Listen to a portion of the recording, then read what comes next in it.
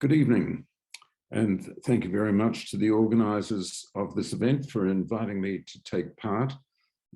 I spent some of my early childhood years in growing up in Singapore and often came across to Malaysia, or Malaya as it was then. So I'm a little bit familiar with your part of the world. And tonight, what I want to do is talk about why it should be made easy for smokers to switch to vaping. Next. So we've got a few topics to cover. What actually is vaping? Are there some benefits from vaping? Are there serious risks of vaping? Is it cost effective? Why is vaping particularly important for psychiatrists? Are there alternatives to vaping in the form of tobacco harm reduction? Very important question, why is there such ferocious resistance to vaping? Should you encourage your patients who smoke to switch to vaping? And then some concluding remarks. So, what is vaping? Well, vaping devices are battery powered and they heat nicotine liquid to produce an aerosol, which is then inhaled. And the important thing about vaping, and some other products we'll discuss in a moment, is that there's no combustion, no burning, no smoke. So that's completely different from smoking cigarettes. Now, apart from the nicotine liquid in the devices, there's also often, almost always, flavors, propylene glycol and glycerol, and the propylene glycol and glycerol are there to help make the nicotine liquid form an aerosol, kind of a steam, when it's heated in the chamber and passes through a coil. Vaping was invented by a smoker, not by big tobacco.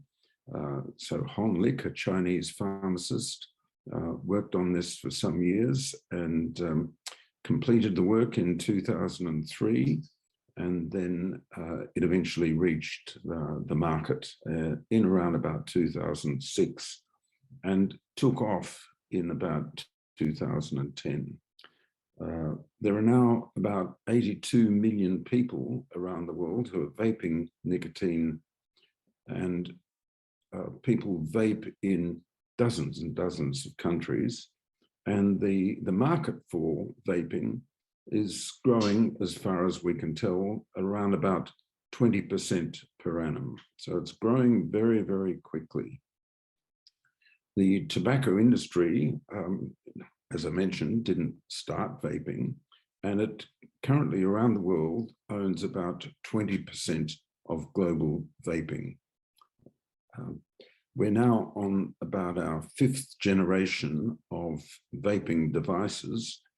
They started off looking like cigarettes, didn't deliver nearly enough nicotine, and the devices have been rapidly improved over the years, and they are now very effective at delivering nicotine almost at the level of cigarettes, and they also are much more attractive for smokers than they used to be.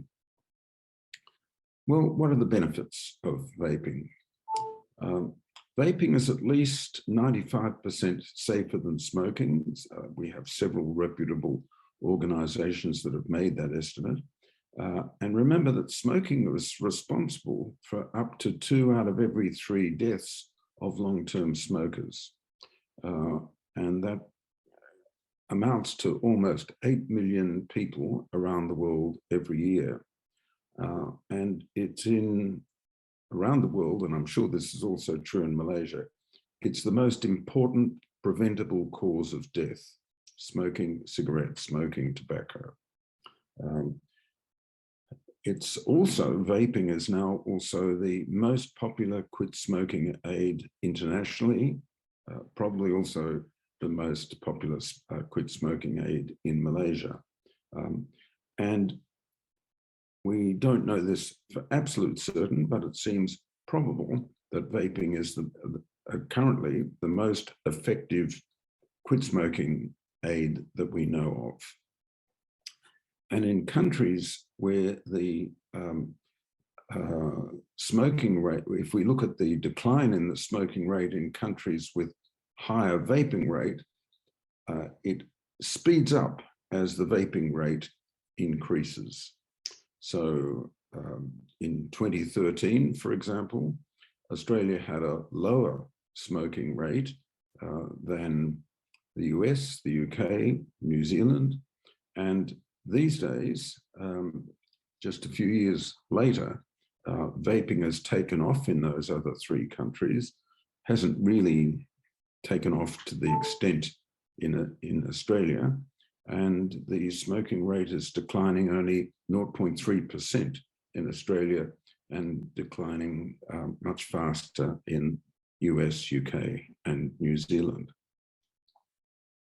So that's a huge benefit.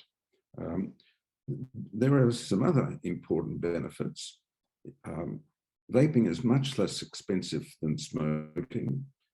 In Australia, it costs around about $12,500 per year to smoke 20 cigarettes a day. And vaping costs around about $1,500 per annum. So you can say it's about 90% cheaper. And remember that many smokers have low incomes and are struggling financially. They smoke, low-income smokers tend to smoke more cigarettes per day than higher income smokers.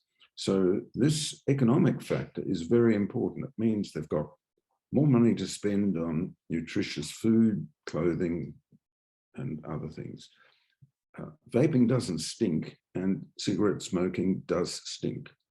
And so children are happier to embrace their parents or the grandparents when their parents or grandparents have switched from smoking to vaping.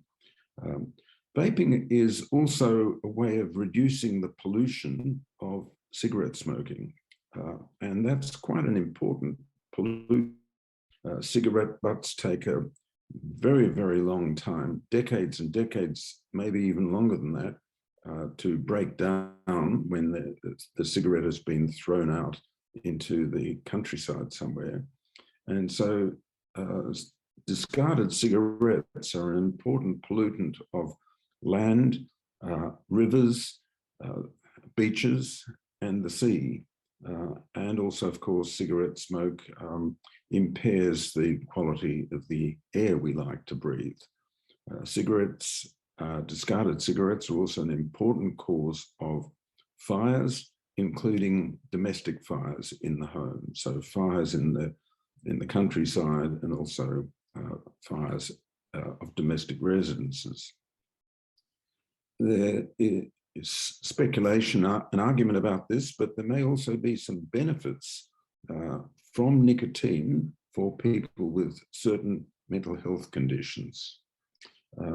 Now, the number of people smoking around the world is around about 1.1 billion, and the number of people smoking around the world 20 years ago was around about the same number, 1.1 billion.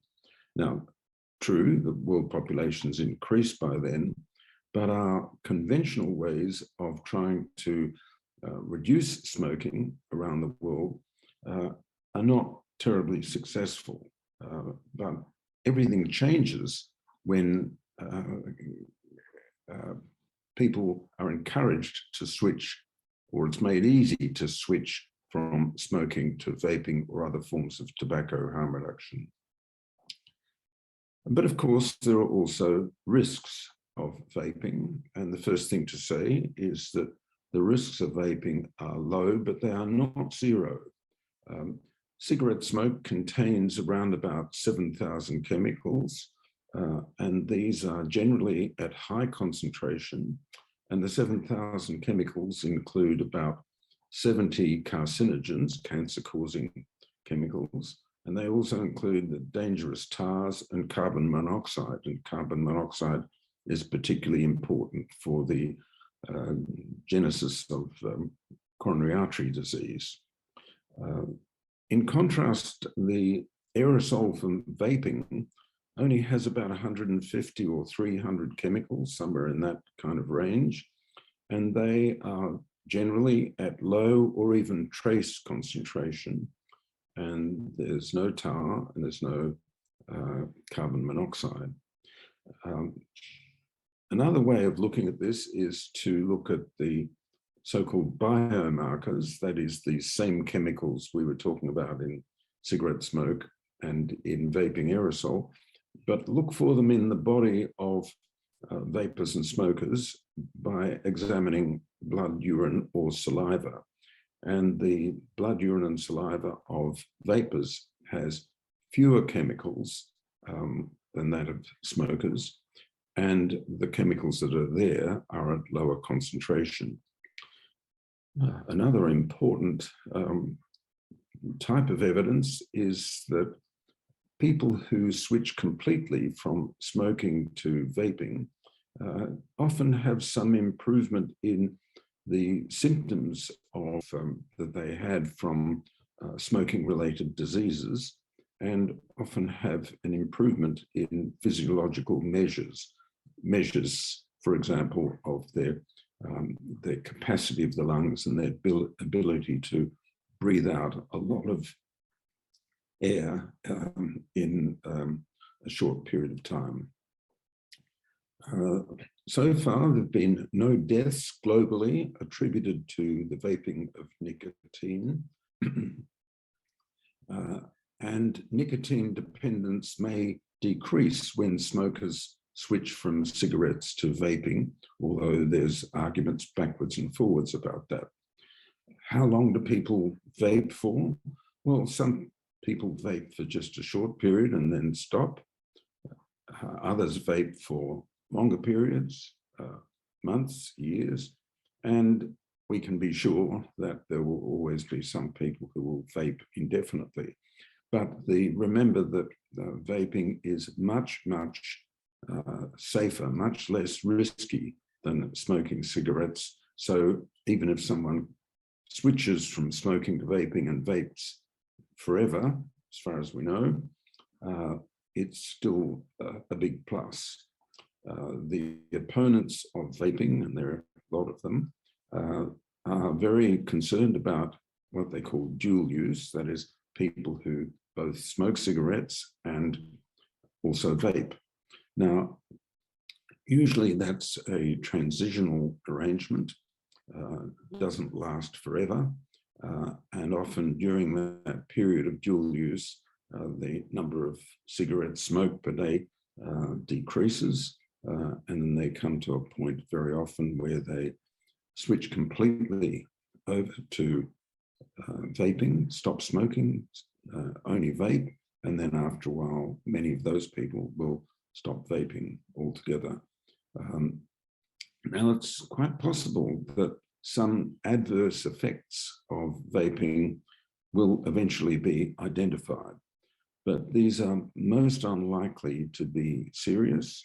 And we can say that because vaping has been around now for over 10 years in dozens of countries, vaping nicotine, and there are about 6,000 or 7,000 research papers that have been published on vaping. So it's an intensively researched area. And you'd imagine that if something serious were to happen, that it would have shown up by now. The risk of vaping to bystanders who are not vaping or smoking themselves, but just happen to be around when somebody breathes out that aerosol is minuscule. And that's very different from cigarette smoking, where there's a significant risk to bystanders from the cigarette smoke, but the vaping aerosol disappears very quickly within 30 seconds or so, and it doesn't hang around in clothing and curtains and carpets or whatever. Is vaping cost effective? Well, vaping doesn't cost the taxpayer anything um, because the vapor pays for the vaping himself or herself. So we've actually got a situation where people who are trying to quit smoking are paying for their quit smoking efforts themselves, and actually there's a big saving for them. But there is a cost to the taxation revenue generated in that country as smokers migrate from smoking cigarettes and switch to vaping, because in almost all countries, vaping is either not taxed or taxed at a very low rate. And this is an important point because when vaping starts to get a hefty tax imposed on it, people will go back to smoking and they will stop vaping. So people are sensitive to the price benefit of vaping, the saving, and we can wreck that completely if we are silly enough to impose a big tax on. Now, I mentioned that vaping's particularly important in the field of psychiatry, and not just in the field of psychiatry, but it's important to think about this because people with severe mental illness have high smoking rates and they generally smoke more cigarettes a day than people who don't have any mental illness.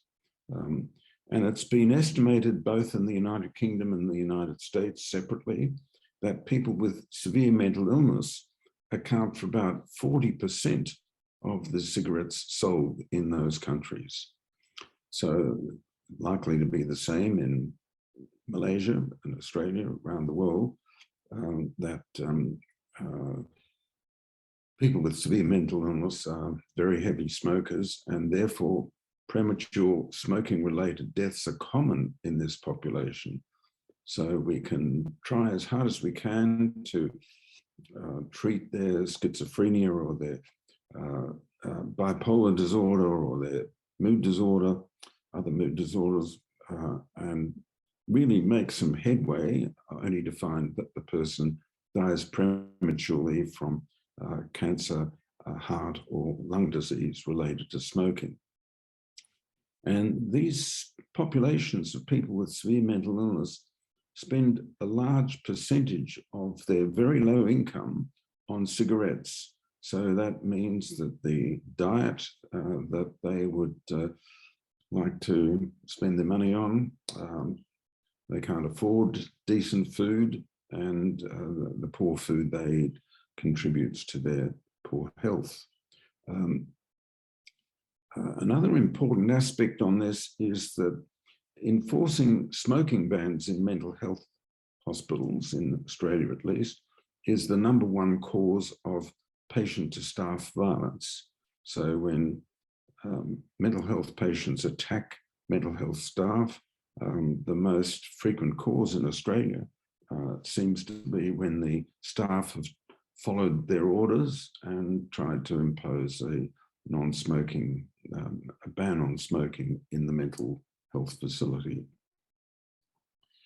There are a number of different ways of taking nicotine apart from smoking and vaping these days. Heated tobacco products are now made in now popular in a number of countries. And these are devices which heat tobacco, not nicotine liquid, but heat tobacco to subcombustible temperatures. And these first came on the market quite recently in 2014, and there must be in 20 or 30 countries by now. Particularly important in the market in Japan, where there's a long history of very heavy smoking. And they were introduced in Japan in 2016. And since then, there's been a 47% reduction in cigarette sales in Japan in 5 years. Now, this is unprecedented. Nowhere else in the world has any country managed to produce such a savage reduction in cigarette sales in such a short period of time. And I might add that this wasn't with a lot of, there wasn't a lot of encouragement of smokers to switch to heated tobacco products in Japan. It just sort of happened. And just imagine if they were given a lot of encouragement. But we see this kind of phenomenon, acceleration of the reduction of smoking rates after the introduction of vaping and after it becomes popular, and heated tobacco products produce this with cigarette sales. We don't have figures in Japan on their smoking rates. Another product that's very important is called snus, and that's been around in Sweden for many decades, probably over a century. And this is a form of moist oral tobacco. The tobacco has actually been pasteurized, and it's pasteurized to get rid of some particularly toxic chemicals, which are believed to be responsible for a lot of the cancer that's linked to smoking and to tobacco use. So the snus has pasteurized tobacco, and this is put into something that looks a bit like a tea bag, and the people using snus insert the tea bag between their upper gums and their cheeks. This has been popular among Swedish men, not so much with women, for a long time. And snus is banned in every other European Union country apart from Sweden. So when we compare Swedish men with European Union men in these other countries, the Swedish men have by far the lowest rates of smoking and smoking-related deaths, and also smoking-related diseases. So this important concept of substitution. We also have a new product called nicotine pouches, and nicotine pouches are very similar to snus, except there's no tobacco. There's a sort of filler material which contains nicotine, and this is put into a tea bag, and these again are inserted between the upper gum and cheeks. And nicotine pouches were only marketed from 2018, so it's still a very new product. Now, it's important to realize that 3 of the 4 tobacco harm reduction options I've mentioned are 21st century developments. So vaping, heated tobacco products, and nicotine pouches are all 21st century products, but snus is a 19th or 20th century product. Nobody knows exactly.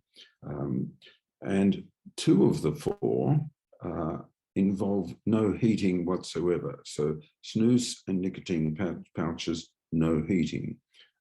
And 2 of the 4 don't require any tobacco. So vaping and nicotine pouches have only nicotine, no tobacco. Another important point about heated tobacco products was that already this year, heated tobacco products have accounted for over 30% of the profit of Philip Morris International. Now, Philip Morris International is the largest traded tobacco company in the world.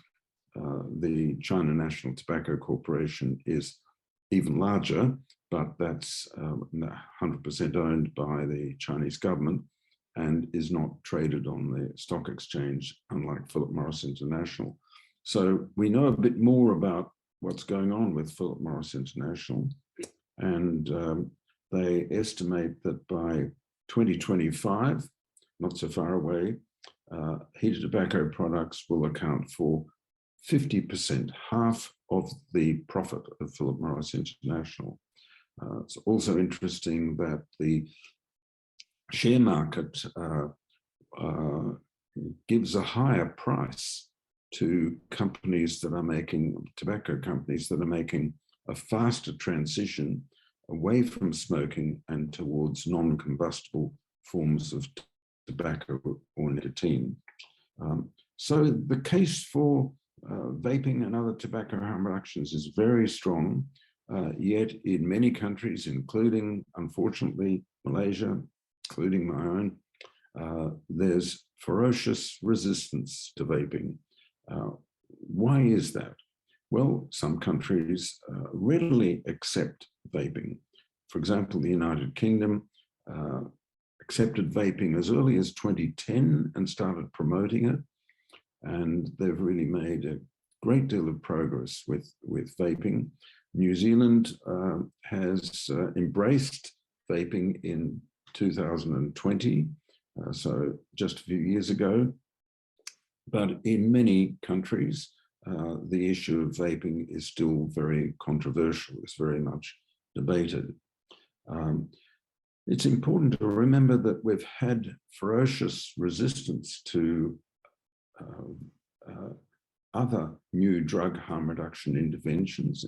In fact, almost every new drug harm reduction intervention in virtually every country is fiercely resisted. So this was true with methadone treatment, and I was involved in trying to promote methadone treatment in Malaysia some years ago. So I know that I can tell you that was true. Needle syringe programs also fiercely, bitterly resisted in many countries, including your own.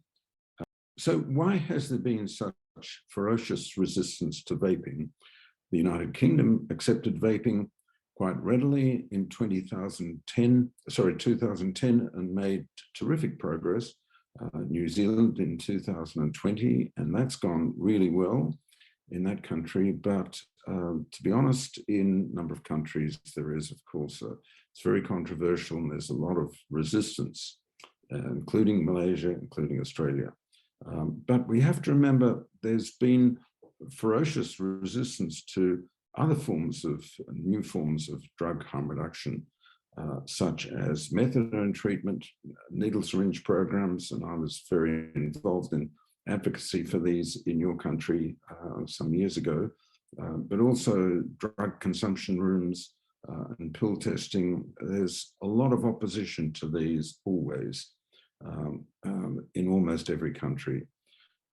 And in a way, this is just another round of the endless debates we have between the harm reduction pragmatists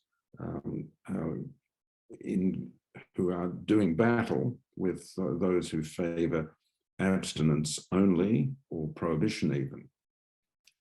And it's the argument between people like me who say, look, I'd rather have 50% of something than 100% of nothing.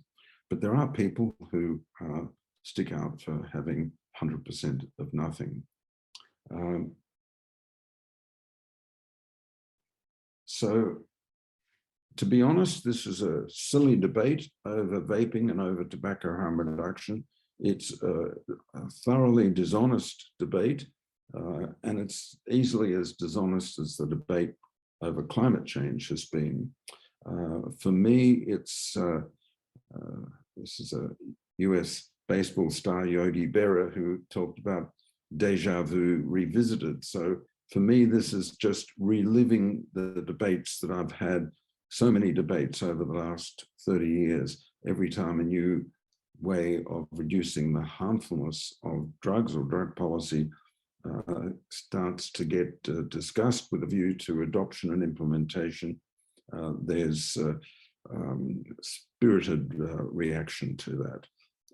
And a very important part of that resistance comes because of the widespread and very understandable hatred of the tobacco industry.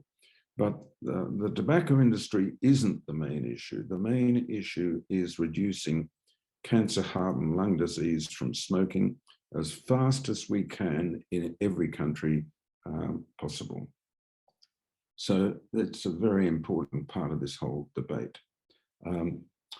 Should you encourage your patients who smoke to switch to vaping or the other forms of tobacco harm reduction? Well, I don't have any doubts about that. How could you not try to encourage your patients to switch from deadly smoking to much safer, very low risk vaping? So that's my view on the matter. Now, just struggling with my slides. Here we are. So what are the conclusions that we can draw from all of this? Well, firstly, the aim is to reduce smoking-related deaths as soon as possible. It's not to do damage to the tobacco industry, much as many of us would enjoy that. Vaping and other forms of tobacco harm reduction offer benefits which are of similar magnitude to vaccination. Remember that a billion people around the world are going to die from smoking between now and the end of this century. So vaping and other forms of tobacco harm reduction offer the promise of reducing the number of those deaths by probably hundreds of millions. We have to remember that it's important to try and keep vaping and other forms of tobacco harm reduction for people who are already smokers, preferably middle-aged and older adults, and keep them away from young people who have never smoked. In many countries, including my own, we severely restrict the much safer option of vaping, while deadly cigarettes are readily available for adults, and this is indefensible. The policy we have in Australia is unsustainable. I'll leave you to draw your own conclusions about Malaysia's policy. But vaping is not only a form of harm reduction, it's also what we call a disruptive innovation, in the sense that when we go from records to CDs to streaming, this is all disruptive innovation. The newer and better technologies disrupt the older technologies, and that's exactly what vaping and the other forms of tobacco harm reduction are doing. And eventually they will win, and they will eventually replace combustible cigarettes. So this is a very important argument in all countries, including your own, where I know that in Malaysia you have very high smoking rates. Thank you very much for listening to me.